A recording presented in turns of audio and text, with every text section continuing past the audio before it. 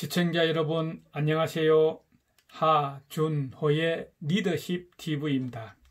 오늘은 45번째 강의로서 중국 고전인 자전에 나오는 5월 동주와 와신상담의 유래를 가지고 현재의 지도자들이 깨우쳐야 할 점이 무엇인지 그 이야기를 해보고자 제목을 5월 동주와 와신상담으로 정해봤습니다. 자전 최근 그 핵심이 크게 세 가지입니다. 하나는 정치요, 또 외교요, 그리고 싸움을 할 때의 전술입니다. 그 당시는 춘추 전국시대였기 때문에 중국 역사 중에서도 보기 드문 동란의 시대였습니다. 수백 개의 나라가 서로 공방을 되풀이하면서 그 당시 성인이나 또는 재상들이 나라가 살아남기 위해서 남긴 명언들이 있는데 그것부터 몇 가지 한번 제시를 해보고자 합니다. 제일 먼저 교만한 지도자는 망한다고 그랬습니다. 여기에서는 지도자뿐만 아니라 일반인도 마찬가지죠. 일반인도 사회생활 하는데 교만하면은 망합니다. 우리는 친구라도 삼체하는 사람을 별로 좋아하지 않습니다. 그 삼체가 무엇입니까? 있는 채, 아는 채, 잘난 채 하는 겁니다.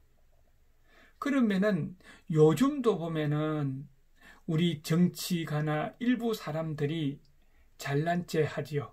내가 장관이네, 내가 국회의원이네, 내가 누구 비서네, 아니면은 내가 어느 회사의 사장이네, 회장이네, 이렇게 그들은 피우는 사람이 많은데 이런 사람은 좋아하지 않는다 하는 겁니다. 또 정치를 하는 데 있어서 공적인 일에는 공적 이익만 추구해야 하며 사적 이익이 개입되어서는 안 된다는 것이죠. 사적 이익이라는 것은 무엇을 의미할까요? 그 공직자가 공적인 일을 하면서 이거 해서 내가 승진해야지, 이거 해서 내가 출세해야지, 이 일을 하고 나면은 다른 사람으로부터 누구로부터 인정받아야지, 이런 마음을 가지고 하는 것은 사적인 이익이 개입되어 있다 하는 겁니다. 그런 거 다 버리고 정말 공적인 일을 할 때는 국가와 국민을 위해서 일을 해야 된다 하는 것이죠. 또 하나는 대중의 분노는 저항하기 어렵고 막아내기 어렵다는 겁니다. 몇 사람의 지도자가 국민들이 분노해서 일어나는데 그걸 막아내겠습니까? 대중의 분노는 저항하기 어렵고 자신의 욕망은 채우기 쉽다 하는 겁니다. 그러니까 어떤 정책을 내놓을 때에 조심을 해야 된다는 것이죠. 그 다음에서는 외교에 관계되는 겁니다. 집안에서는 형제들끼리 싸우더라도 밖에서는 남들에게 무시를 당해서는 안 된다. 나라 안에서는 티격태격 싸우더라도 나라 밖에 나가면은 아무리 믿고 원수더라도 그 사람을 헐뜯거나 비난해서는 안 된다는 겁니다. 그러면은 오히려 내가 무시를 당한다는 것이죠.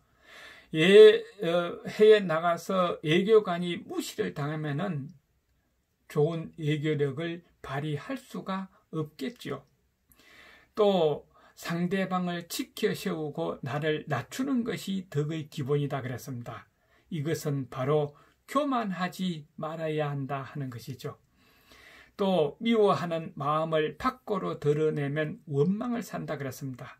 상대방이 밉더라도 나는 저 사람이 싫더라도 그것을 밖으로 드러내서는 진짜 영원한 원수가 될 수가 있다 하는 것입니다.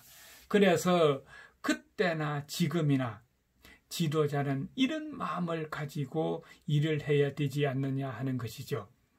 지도자가 제멋대로 행동하거나 자기의 처신만 생각하고 일을 진행시키면 아랫사람은 따르지 않는다.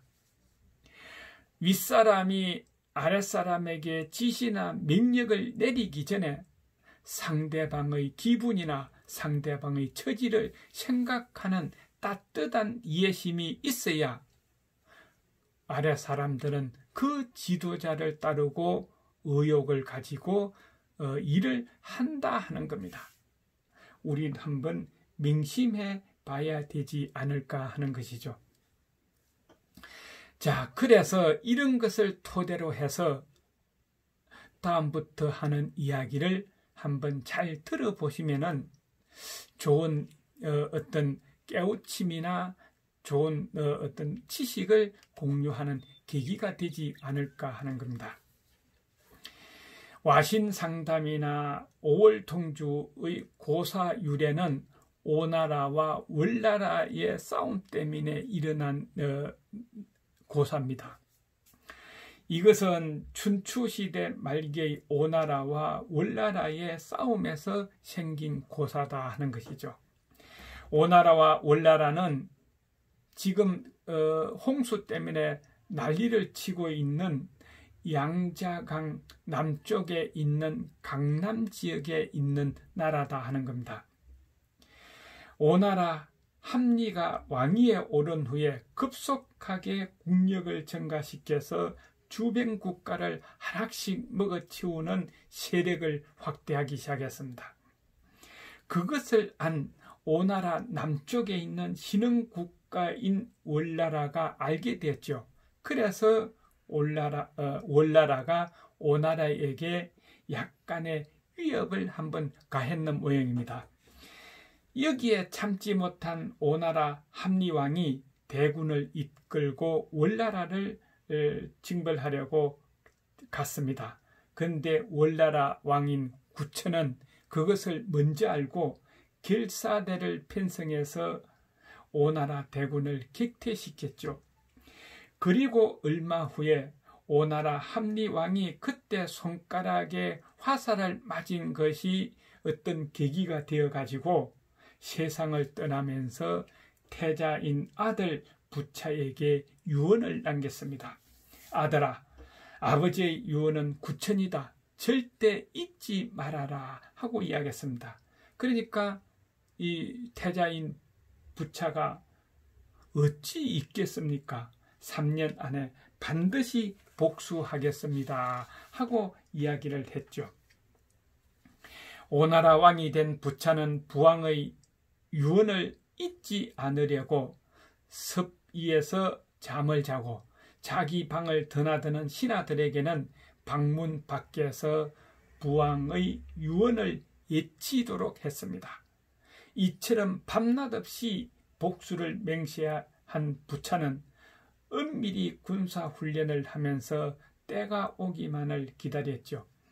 이 사실을 안 월왕 구천은 참모인 범례가 말렸으나 그것을 듣지 않고 선제 공격을 해야 된다면서 감행을 했습니다.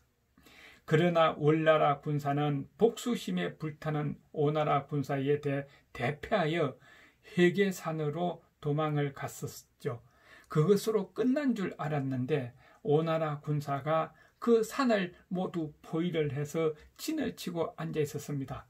도저히 빠져나갈 일도 없고 어떤 싸울 힘도 없다 보니까 구천왕은 책사인 범례의 책략에 따라서 오나라의 재상인 백비에게 많은 뇌물을 주고 부차에게 신하가 되겠다며 항복을 청원했습니다. 가서 좀 말을 좀 잘 해달라 하는 것이죠. 뇌물을 받은 백비의 도움으로 구천은 목숨을 살아서 오나라의 나라가 없어지고 그 오나라가 바로 월나라의 송령이 된 그 고국으로 돌아가서 항상 곁에다가 쓸개를 놔두고 앉으나서나 그 쓴맛을 맛보며 치욕을 상기했다 하는 것이죠. 그리고 부부가 함께 닭 깔고 길쌈하는 농부가 되어서 남보기에는 완전 농부로 치지만은 은밀하게 군사를 훈련시켜서 20여 년 만에 월나라 왕 구천이 오나라를 공격하여 승리를 하고 천하의 패자가 되었다는 겁니다. 이 과정에서 생긴 말이 5월 동주고 와신 상담이다 하는 겁니다. 그러면은 5월 동주는 무엇이냐는 것이죠.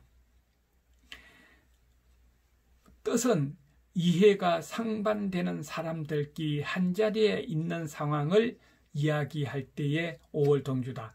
쉽게 이야기해서 원수끼리 한자리에 모여 앉아 있는 것을 5월 동주다 하고 이야기한다는 것입니다.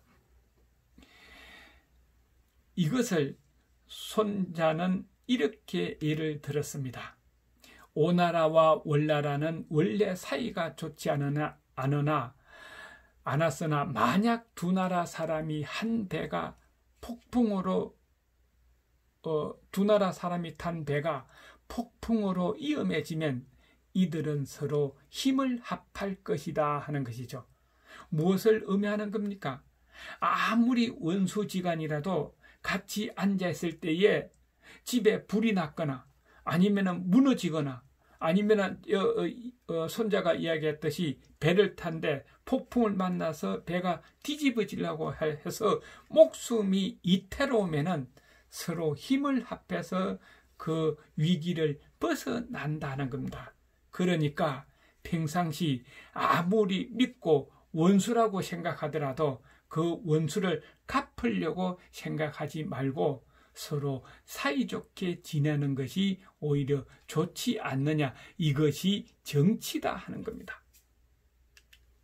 그 다음에 와신상담이라는 의미는 섭에 눕고 썰개를 씹는다는 뜻으로 원수를 갚으려고 온갖 괴로움을 참고 견디는 것을 의미합니다. 그러면은 와신은 누구를 의미하느냐?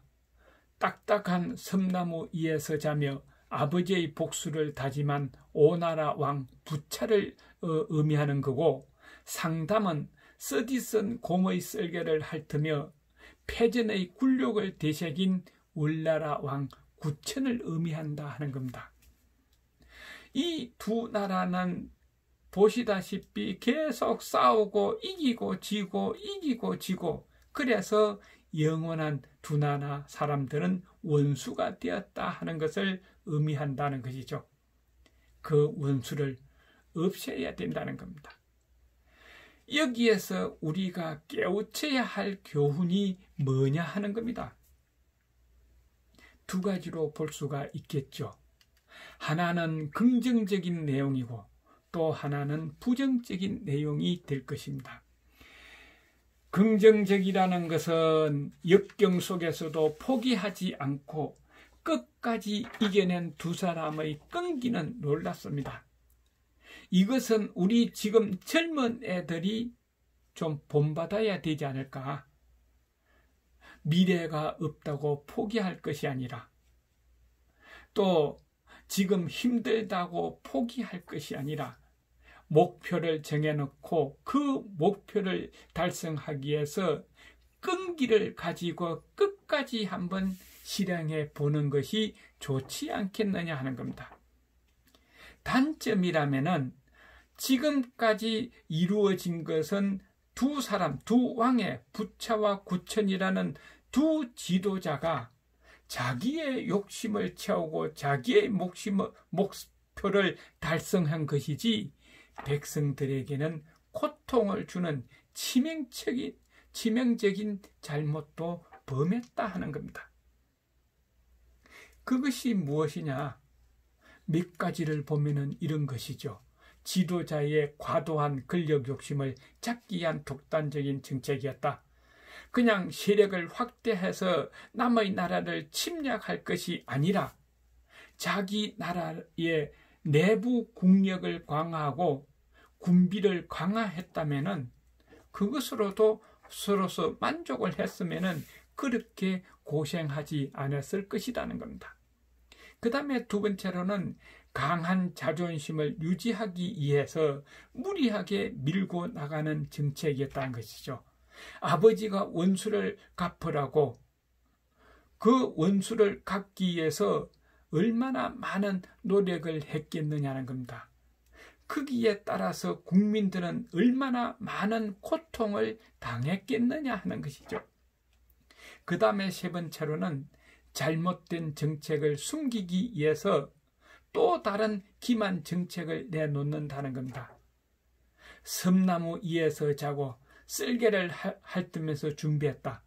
과연 1년 365일 20년 동안 그렇게 쓸개를 핥았겠느냐 하는 겁니다.